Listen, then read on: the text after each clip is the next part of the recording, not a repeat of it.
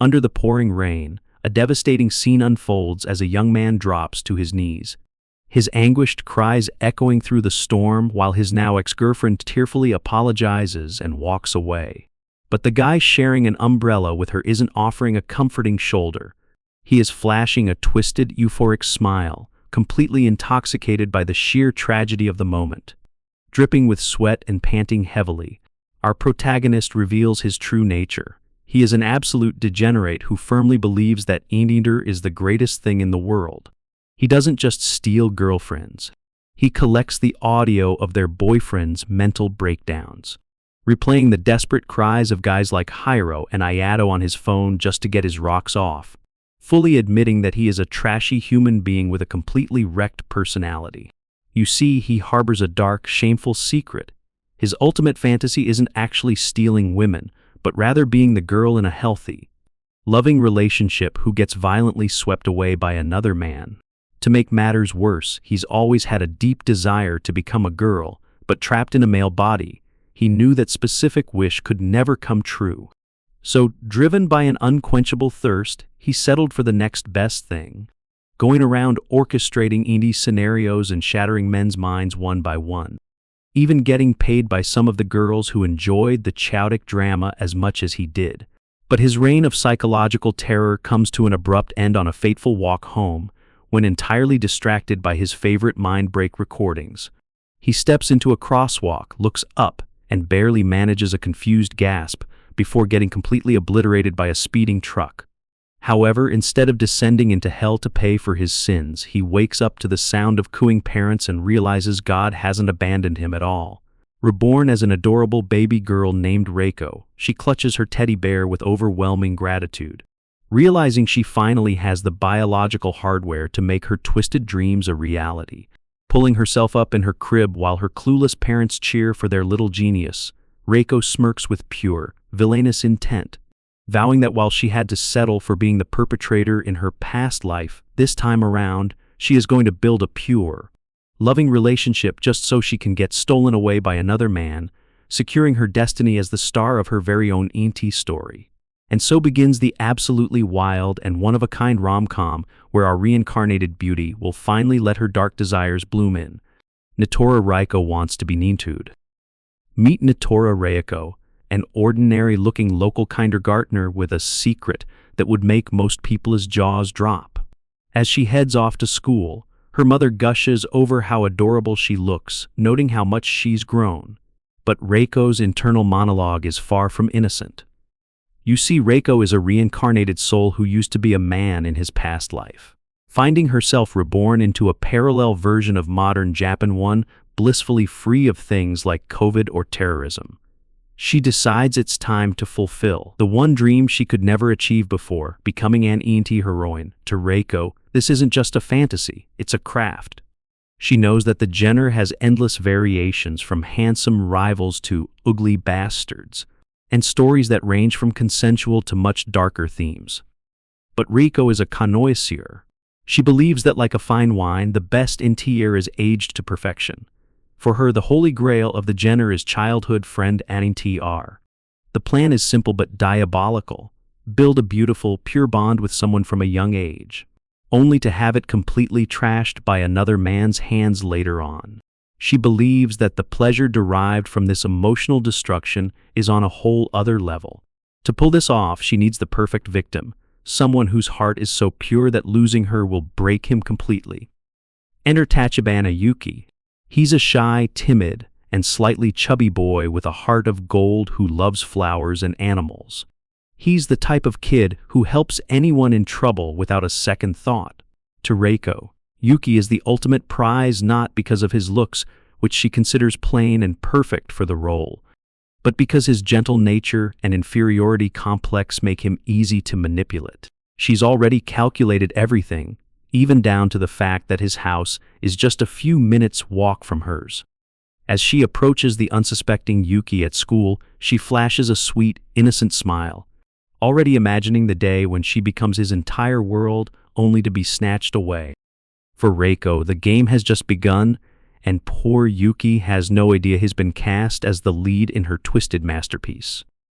With her target acquired, Reiko approaches the innocent Yuki with a bright, angelic smile, asking sweetly if she can play with him, all while internally fantasizing about the divine sounds he'll make when his heart is eventually shattered. She dedicates her entire childhood to him, brushing off other kids who want to play soccer to stay by Yuki's side, meticulously wrapping him around her finger. Her master plan is twofold.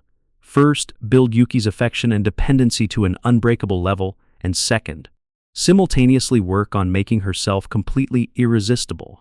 After all, the perfect NTR'd scenario requires a girl so perfect that her boyfriend can't imagine losing her, and another man feels an overwhelming need to possess her. While she can't exactly start a full-blown beauty and fashion regimen at kindergarten age, she decides to focus on what she can control, using the expert social skills she owned as a homewrecker in her past life to cultivate a charming personality that everyone loves.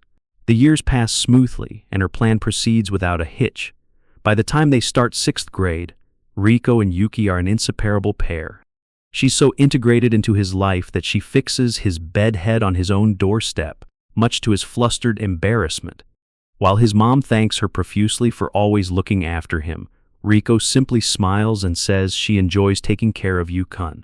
As she leans in close with a calm and spray bottle, the blushing boy can barely handle her proximity. Once she's done, she proudly declares how great he looks, and they walk off to school hand in hand, their classmates teasingly calling them the lovey-dovey, hubby and wifey of the grade, completely oblivious that they are watching the foundation being laid for a future, spectacular tragedy. While their classmates can't help but tease the hubby and wifey do, Yuki gets completely flustered, yelling that they're not like that at all as he tries to pull Reiko away from the crowd. He might be mortified, but Reiko is secretly ecstatic.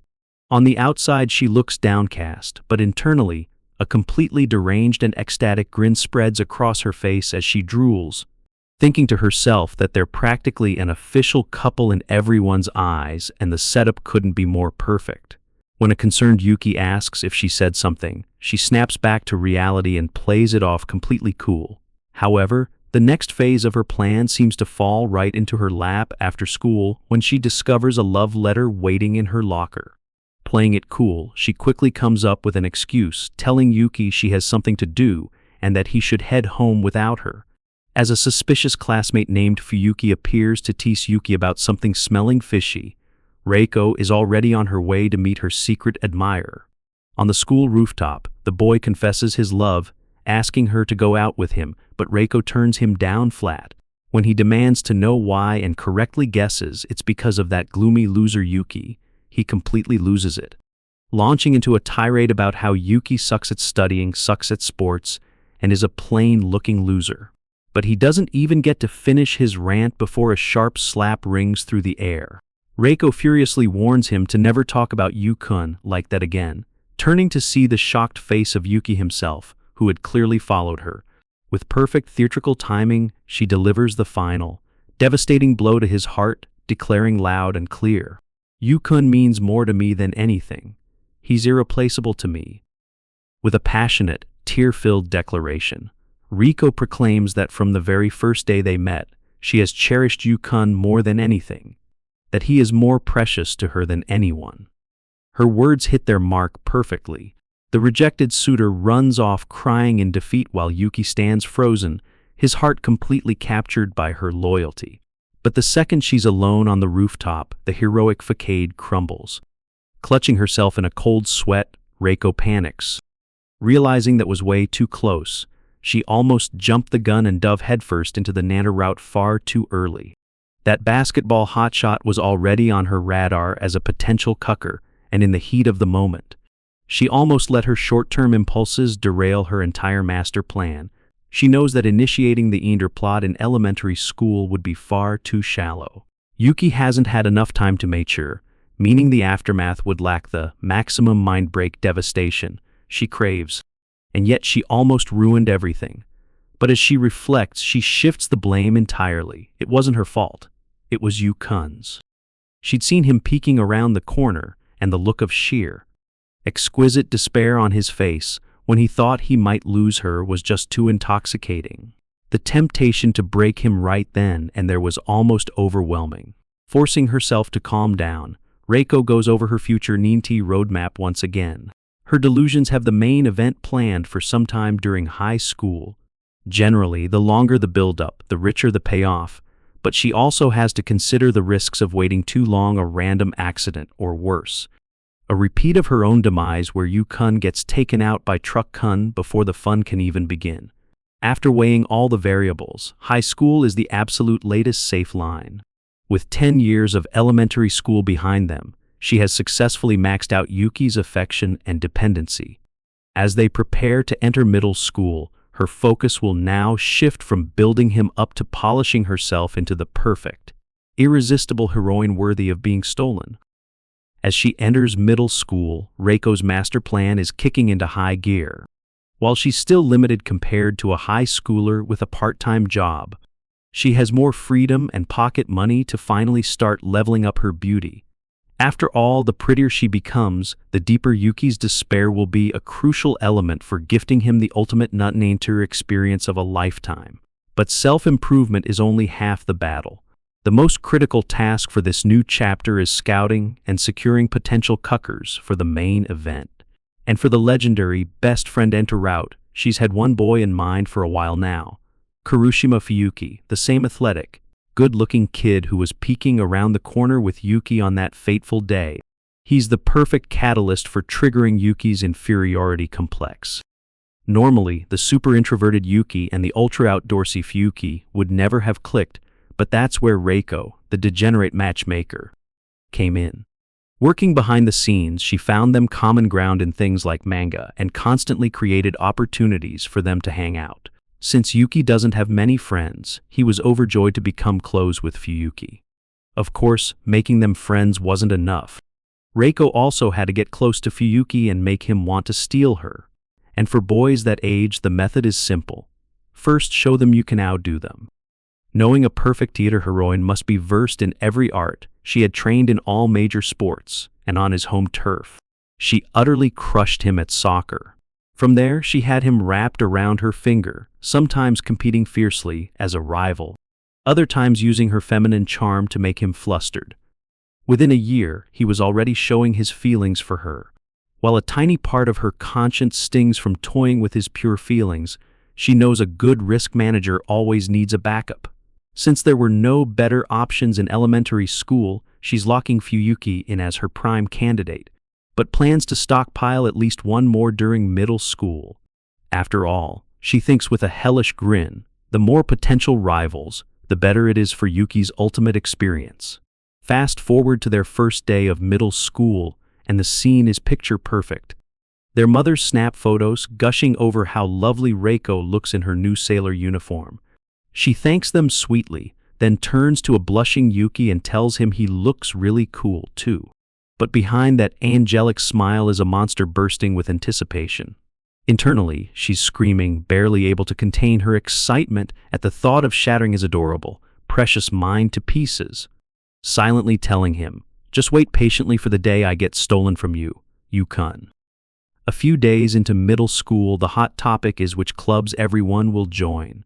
While Reiko's new friends are shocked that a super athlete like her would consider a boring cultural club, she plays it off with a modest smile, claiming she just doesn't have the mental toughness for a competitive sports team. Her act is flawless, but her true plan is already in motion. Having successfully manipulated her way into the same class as both Yuki and her prime anti-candidate, Fuyuki. And speaking of her victim, Yuki has had quite the glow-up. Starting in 6th grade, something shifted in him. The once chubby and disheveled boy started caring about his appearance, hitting the books and working out, transforming himself into a genuine pretty boy. Of course, this only makes him a more delicious target for Reiko. Yuki, ever the innocent, expresses how happy he is that the three of them are together, admitting he'd be lost without them. But Reiko sees this as hitting the absolute jackpot. Her target and her best friend candidate both in the same room, ready for her to brew the perfect, messy love triangle. The ultimate opportunity then falls right into her lap when Fuyuki suggests she become the manager for the boys' soccer team. And in a moment of beautiful, tragic irony, It's Yuki who eagerly seconds the idea, pointing out how her knowledge of nutrition would be perfect for the team. Reiko can barely contain her glee. The sight of her clueless childhood friend actively pushing her into the arms of his rival is pure bliss. She absolutely loves his perfect mix of obliviousness and carelessness, the classic signs of a guy who is about to get thoroughly cucked, and she knows Fuyuki's motive is simply to get a chance to pull her away. Reiko's degenerate mind immediately spirals into a wild delusion, picturing Fuyuki aggressively cornering her in the club room, begging her to forget about Yuki and be his manager alone. In her fantasy, this leads to a steamy, sticky affair right behind her childhood friend's back, and honestly, she wouldn't exactly be opposed to it. But Reiko is a girl of sheer willpower and strict schedules. She furiously reminds herself that the ultimate route isn't slated until high school, and going off script now would completely ruin the maximum devastation she's carefully planning. Swallowing her dark desires, she forces a sweet smile and turns Fuyuki down, claiming she's dead set on joining a cultural club instead. To stoke the flames of jealousy, she latches onto Yuki's arm, cheerfully announcing that the two of them are going club hunting together. Leaving a visibly disappointed Fuyuki behind, she drags a flustered Yuki down the hallway, firmly interlocking her fingers with his. Even when Yuki stammers that they're in middle school now and are getting too old to hold hands, Reiko just beams, insisting she doesn't mind at all, completely ignoring his blushing protests. The pair spends the afternoon touring every cultural club the school has to offer, from tea ceremony and shogi to art and gardening. When Yuki finally asks her which one caught her eye, Reiko seizes the opportunity for a critical emotional hit. Looking up at him through her eyelashes with the ultimate devoted expression, she softly tells him that she kinda just wants to join whichever club he picks. She playfully passes it off as a joke a second later, but the damage is done. Yuki's heart practically stops, his face burning bright red as he completely fails to process the massive flirt bomb she just dropped. Before he can even form a coherent sentence, Reiko enthusiastically points out their next stop, the literature club. However, as she cheerfully pushes the door open, they stumble right into a struggling, bespectacled girl who lets out a panic yelp and promptly drops a massive stack of books all over the floor. Reiko springs into action, urgently telling Yuki to help get the books off the startled girl.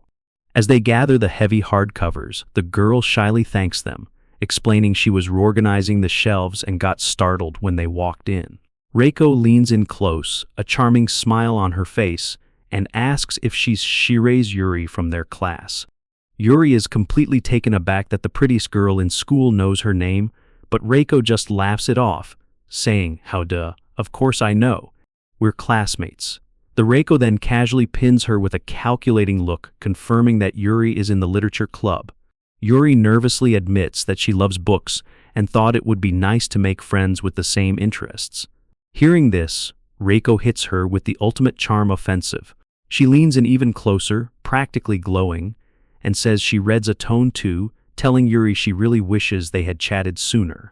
Yuri is so flustered she can barely form words, completely overwhelmed by Reiko's sudden, intense interest. Taking it a step further, Reiko forms her hands into a heart shape, beaming brightly as she declares she's so happy the feeling is mutual. But then, Reiko's expression shifts from playful to deeply concerned. She points out that some of the books that fell were pretty heavy and asks Yuri if she's really okay.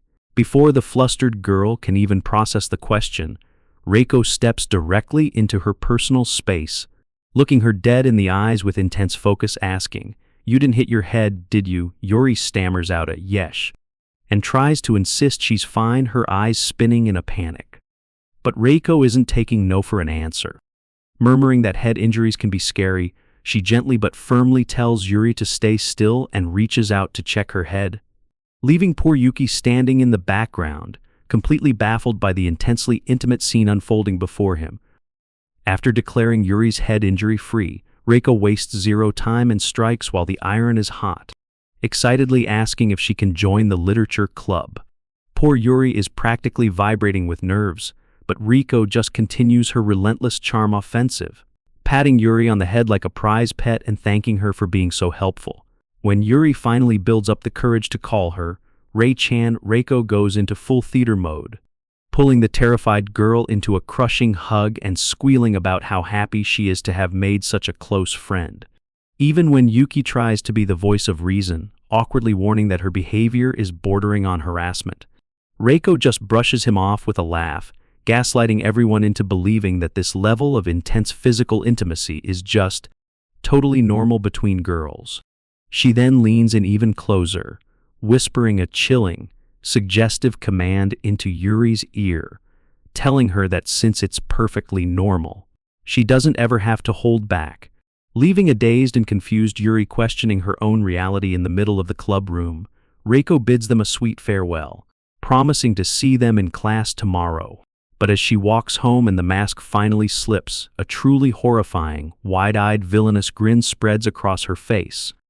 Reiko has just secured her backup a fresh, unsuspecting pawn to play a role in the twisted NTR'd masterpiece she's building for Yuki's eventual, glorious downfall, and she couldn't be more thrilled with how the pieces are falling into place.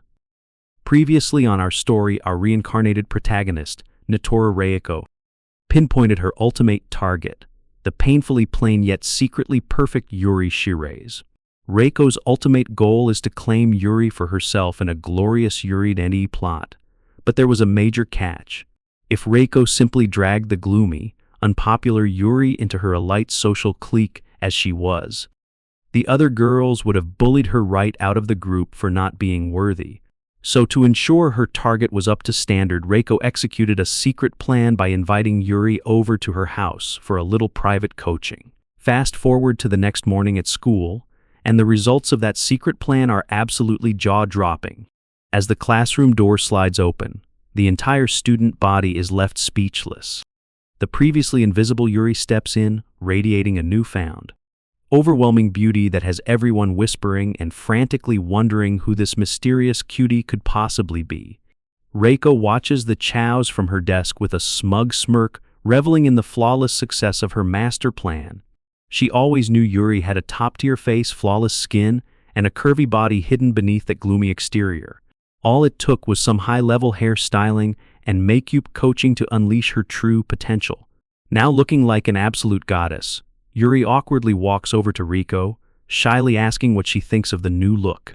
Needless to say, the entire group, especially the boys, are instantly smitten, hyping her up and declaring her literally the cutest person ever.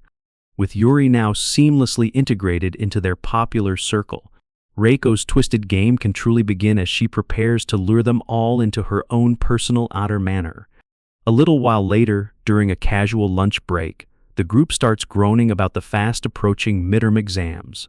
Fuyuki complains that while he can easily hit an average score without breaking a sweat, he absolutely hates studying and is bummed that their club activities have to be put on hold.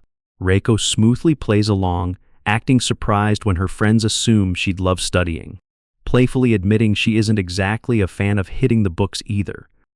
As the group bickers about who is naturally smart and who struggles just to pass, a devious glint flashes in Reiko's eyes. Seizing the absolute perfect opportunity to isolate her prey, she enthusiastically claps her hands together and pitches an idea. Why don't they all form a study group? Playing the role of the innocent, supportive friend to perfection, Reiko bats her eyelashes and claims she's always wanted to experience studying together for exams just like they do in manga, adding sweet promises that they could all help each other out. Completely unaware of the trap being laid right under their noses, the group easily takes the bait. Fuyuki agrees since his club is cancelled anyway, and the rest of the girls, along with an excited little cheer from Yuri, quickly follow suit. Reiko beams with fake joy, declaring her love for the group and specifically asking Yu if he thinks it will be fun, all while hiding a deeply sinister, predatory smile just out of sight. When the weekend finally rolls around, the unsuspecting gang arrives together at Reiko's doorstep. The door swings open to reveal Reiko dressed in a surprisingly alluring, casual outfit, warmly inviting her friends inside. The stage is perfectly set, the trap has been sprung, and this weekend study session is about to become a whole lot more complicated than anyone bargained for. As soon as the group steps through the door, Reiko wastes no time putting her charms to work. Wearing a pair of dangerously short denim shorts and a white top that leaves very little to the imagination, she playfully tells them to make themselves at home since it's just the four of them. But the boys are already sweating bullets, barely able to stammer out a greeting as they try to keep their eyes from wandering. Once they settle into Reiko's room to actually start studying, the tension only gets worse. Reiko leans over her books with complete, albeit fake, innocence, seemingly unaware that her thin white shirt is practically translucent. From their angle, Yuki and Fuyuki have a front row seat to the fact that her underwear is a very noticeable shade of pink.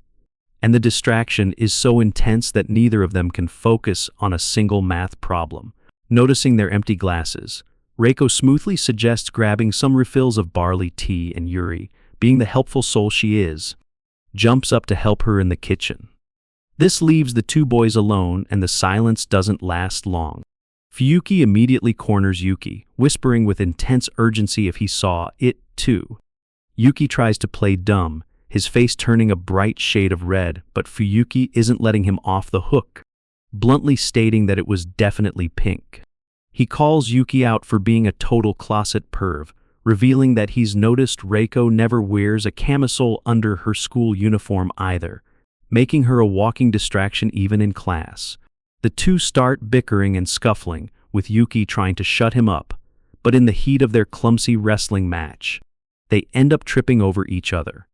At that exact moment, the door swings open. Reiko and Yuri stand there with the drinks, frozen in shock as they find the two boys in a compromising, almost romantic-looking position on the floor. While Yuri is just confused and worried, Reiko's brain goes into a total non-eater-fueled meltdown. Her predatory instincts backfire spectacularly as she stares at the scene, her inner monologue screaming in horror at the thought of being cucked by a bromance she never saw coming. It was supposed to be her game, but looking at the intimacy between the boys, she realizes she might have just lost control of her own twisted plot. After the chaotic study session, Yuki is back in his room trying to unwind, but he can't seem to get Reiko's pink distraction out of his head. Just as he's lost in thought, his phone buzzes with a message from the devil herself. Reiko asks if he's free and quickly drops the bombshell: they've accidentally swapped notebooks.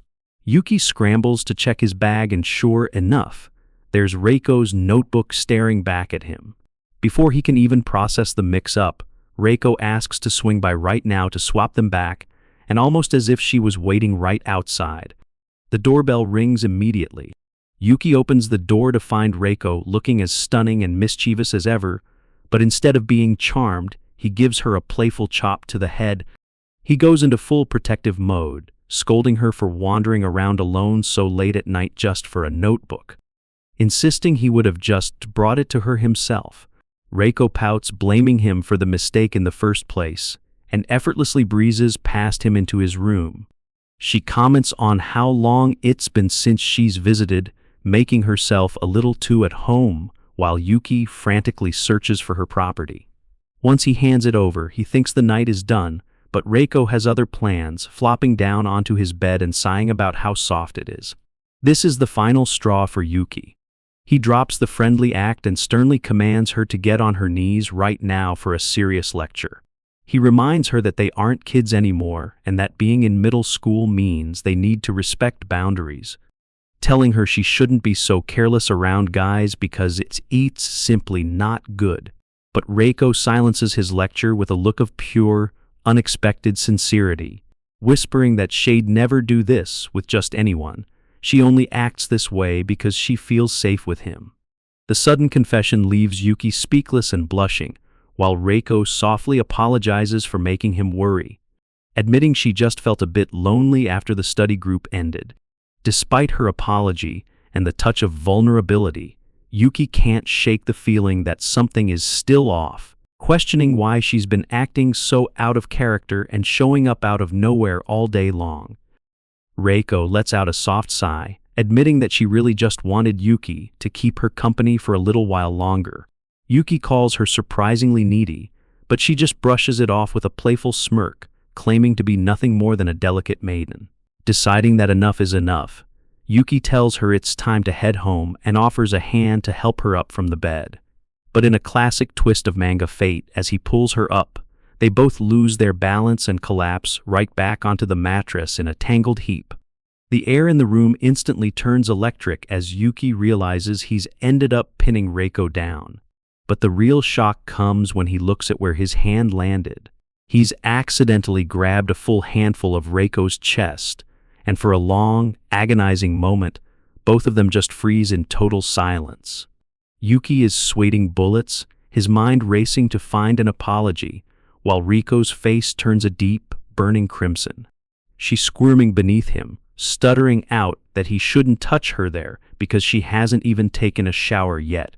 A line that leaves Yuki completely flustered and confused. Just as the tension hits a literal breaking point, the loud buzzing of a phone shatters the mood.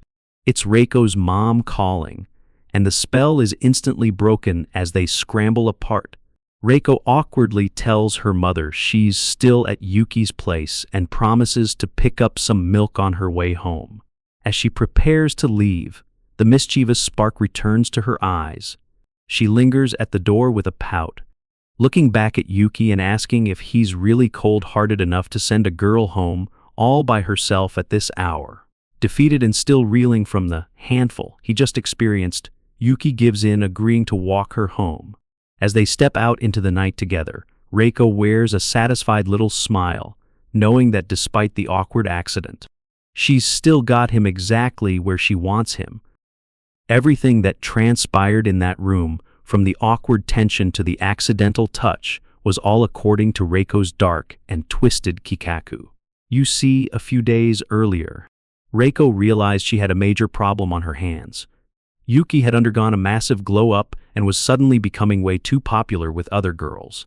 Despite her stalking him to stay ahead of the competition, the constant confessions he was receiving were starting to stress her out.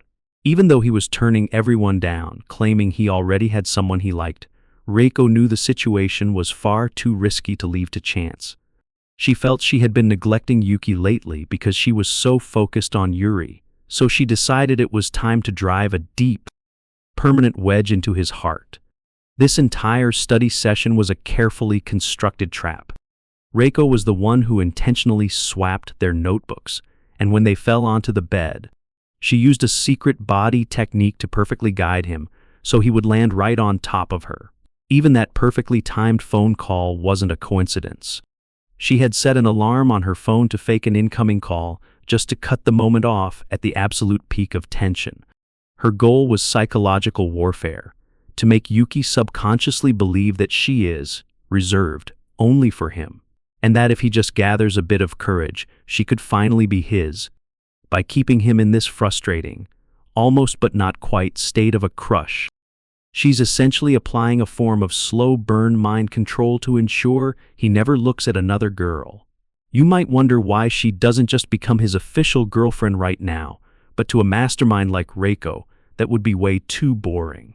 She has already decided that the ultimate theft needs to happen in high school, and she knows that human emotions have an expiration date. If they get together too early, the honeymoon phase will be long gone by the time her grand Ender final arrives. She needs him at the absolute peak of his burning passion so that when he's eventually cucked, the mental break will be top tier. She's even torn on the specifics of the act, debating whether it's better for Yuki to watch her lose her virginity to another man, or to claim it himself only to have her stolen away later. She curses the reincarnation gods for not giving her a save and load power to experience every possible dark scenario, but for now, she's content playing the hand she was dealt. As they walk home hand in hand under the moonlight, Yuki feels like he's in a dream, completely unaware that his childhood friend is actually a predatory genius. For Reiko, this is just the beginning of a very long and twisted journey, and the first step has been executed to perfection. And that is where we are going to wrap up today's video. What do you guys think of Reiko's insanely twisted master plan? Is poor Yuki completely doomed to be the ultimate victim? Or do you think he might actually catch on before it's too late? Let me know all your thoughts and theories down in the comments below. If you enjoyed this spicy chapter and want to see what crazy mind games Reiko pulls off next, please make sure to smash that like button, subscribe to the channel, and hit the notification bell so you never miss an update. Thank you guys so much for watching, and I will see you in the next one.